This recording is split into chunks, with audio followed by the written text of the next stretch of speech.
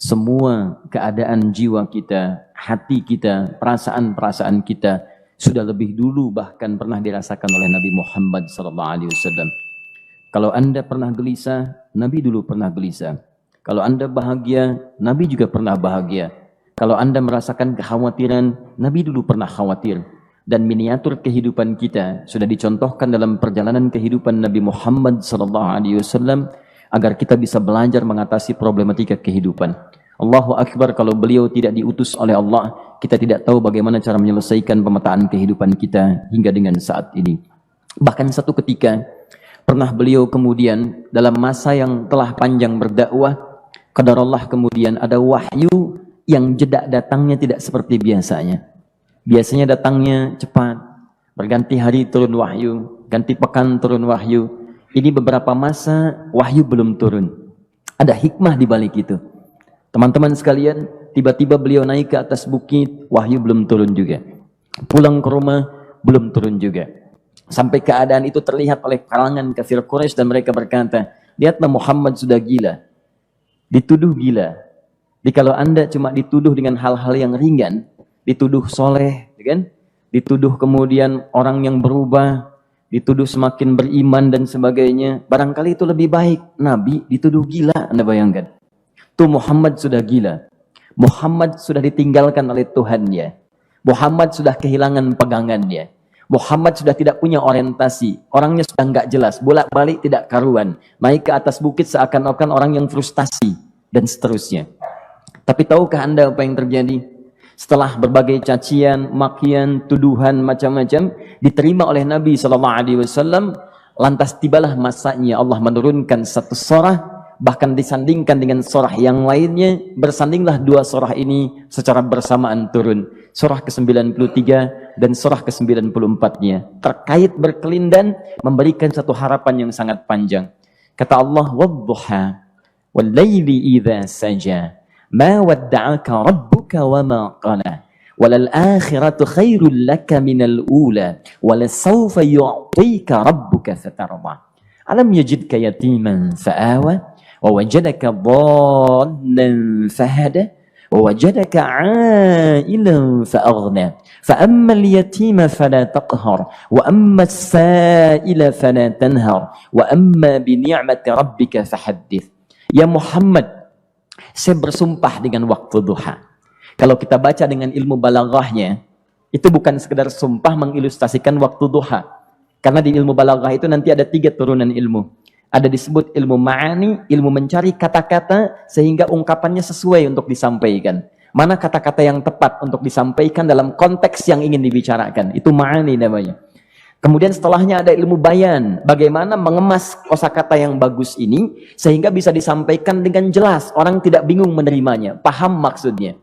Kemudian setelah itu kadang-kadang jelas kalimatnya, tapi kedengarannya tidak indah. Woi, rapatkan, woi, apa belum paham juga? Rapatkan saf. Memang jelas, tapi nggak ngenakin. Maka bagaimana caranya disampaikan dengan jelas, tapi hati kita terasa nyaman, memuji. Terasanya nyaman diserahkan kepada Allah, tapi ada kebahagiaan, disampaikan tidak terasa tergurui, diperintahkan serasanya diberikan jalan untuk mendapatkan kebaikan. Maka yang ketiga disebut dengan ilmu badi' namanya. Ilmu menghiasi kalimat yang disampaikan sehingga terasa dengan nikmat. Turunannya nanti ada majaz namanya. Mengambil sebuah kalimatnya untuk diposisikan pada kalimat yang nyaman disebut dengan kinayah turunannya. Maka teman-teman kata Allah, wadduha. Diterjemahkan demi waktu duha. Bukan sekedar waktu duha. Karena duha itu ada cahaya yang indah. Dirasakannya enak. Antum keluar waktu duha kan enak tuh. Berjemur. Kata orang Sunda moyan gitu kan.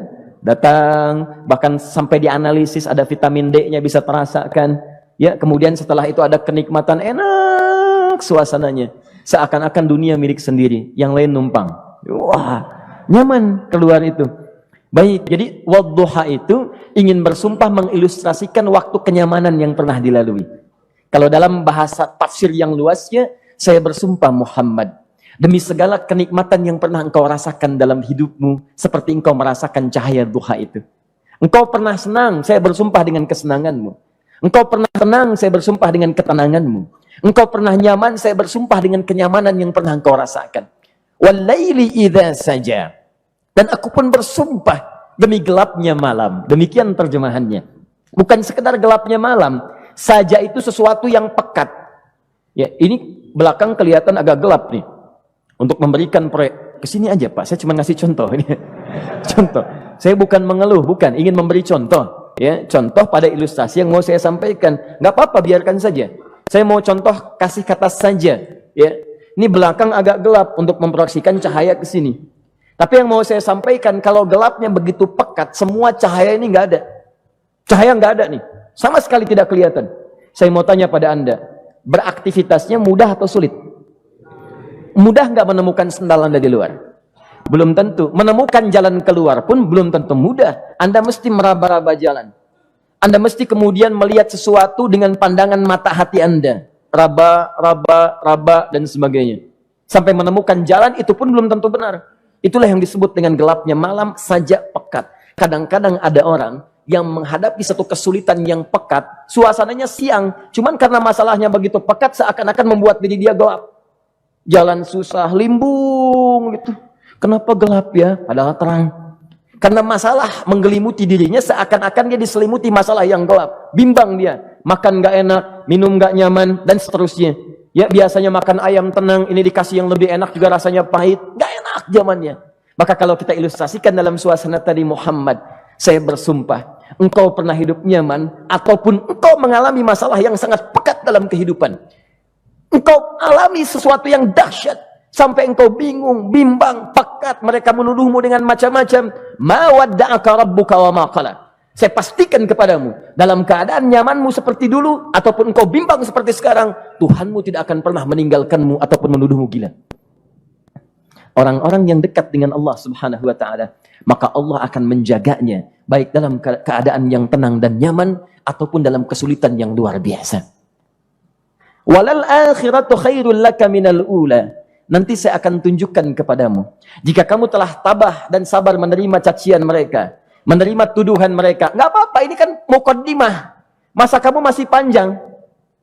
Kamu masih panjang dalam berdakwah, kehidupan kamu masih panjang membawa tugas dan misi. Kalau kamu belum bersabar pada yang sekarang, bagaimana dengan yang di masa depan? Tapi saya pastikan kepadamu, jangankan yang seperti ini, masalah pekat yang paling hebat pun kamu akan hadapi, yang membuat kamu sedemikian sulit lebih daripada ini, yakinkan pada jiwamu, aku tidak akan pernah meninggalkanmu. Ini prinsip dalam kehidupan kita. Jika Anda menggantungkan hidup kepada Allah, Anda bersandar dengan baik kepada Allah, maka ayat ini akan mengatakan, teman-teman sekalian, Allah tidak akan pernah meninggalkan Anda dalam setiap kehidupan Anda.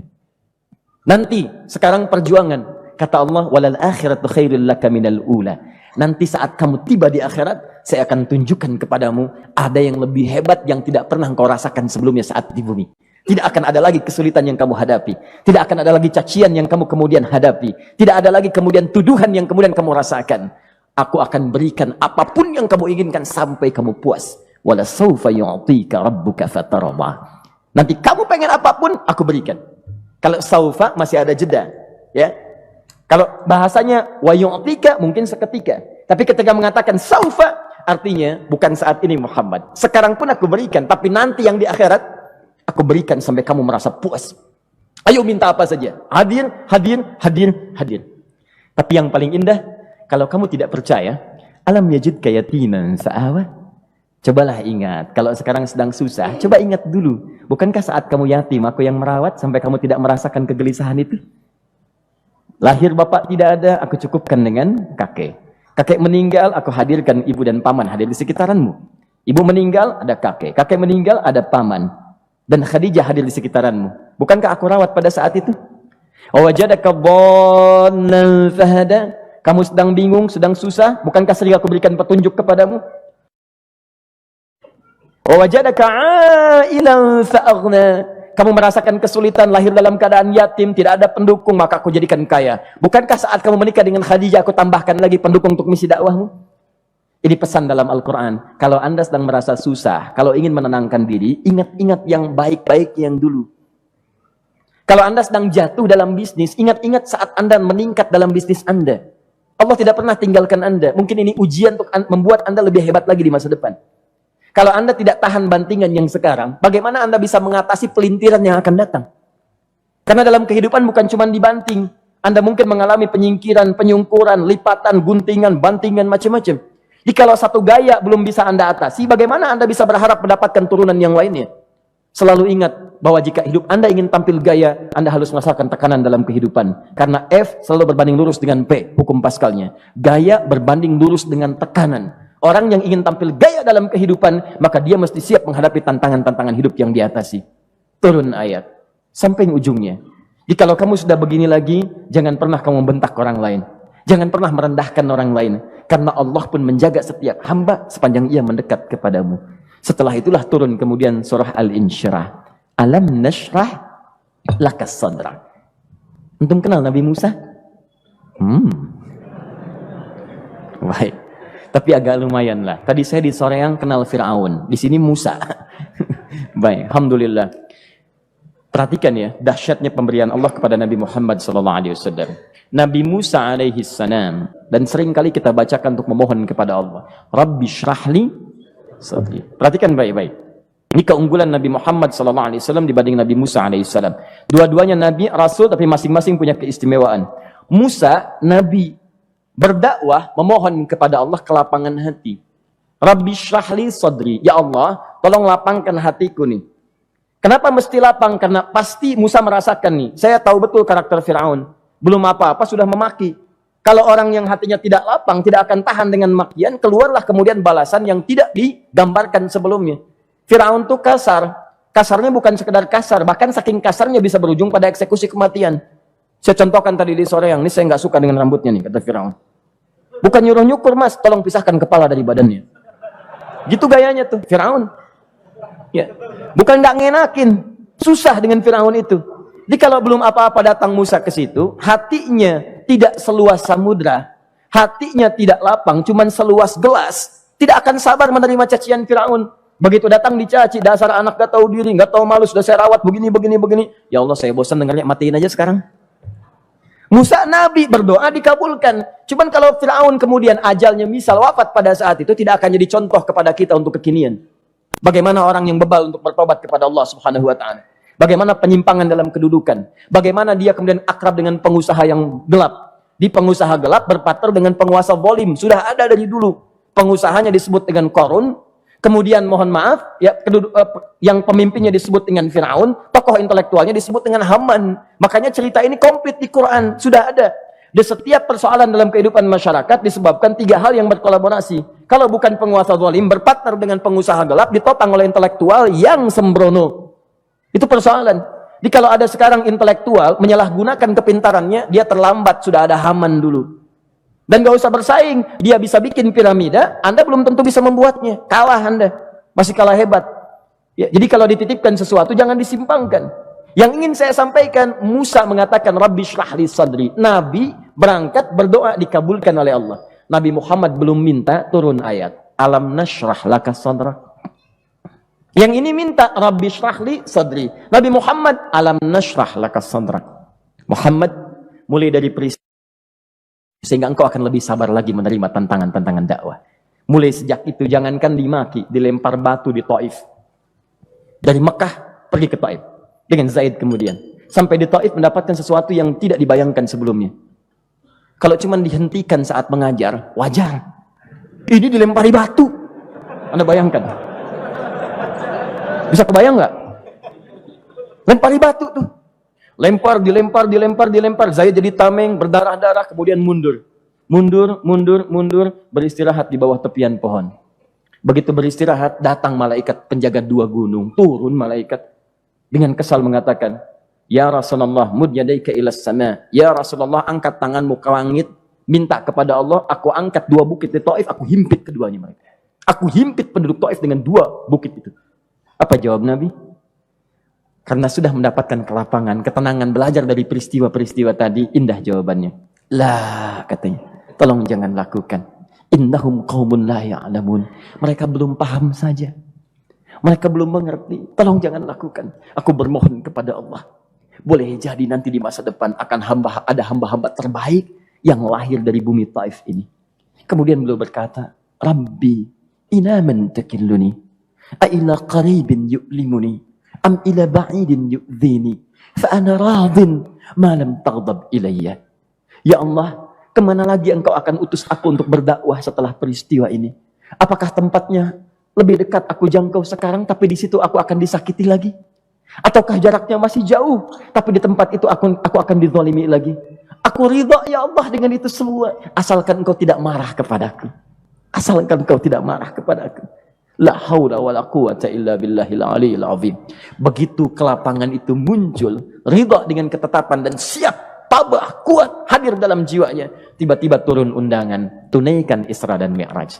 Diangkat statusnya, naik mendekat kepada Allah Subhanahu wa taala. Dihilangkan bebannya, wa wada'na anka wizrak alladzi anqadha dhahrak. Itu hikmah, teman-teman. Barangkali kalau antum saat ini datang ke masjid ini untuk kajian, sedang bawa beban, ada kesulitan, penuh dengan macam-macam, barangkali dibacakan surat Ad-Duha tadi untuk memberikan harapan kepada Anda. Ini bukan PHP, karena ini bukan masalah urusan manusia. Ini adalah janji yang tidak akan pernah diingkari. Innallaha la yukhliful mi'ad. Kata Allah, Anda punya masalah, ingat suasana tenang pada masa lalu. Bukankah saya memberikan ketenangan kepadamu? Mendekat kepada saya, Anda bersabar, yakinkan bahwa ujian yang saya berikan saat ini sesungguhnya untuk membuat kamu lebih hebat di masa depan. Karena orang hebat tidak akan pernah sepi dari ujian untuk membuat dia lebih kuat menghadapi tantangan dalam kehidupan.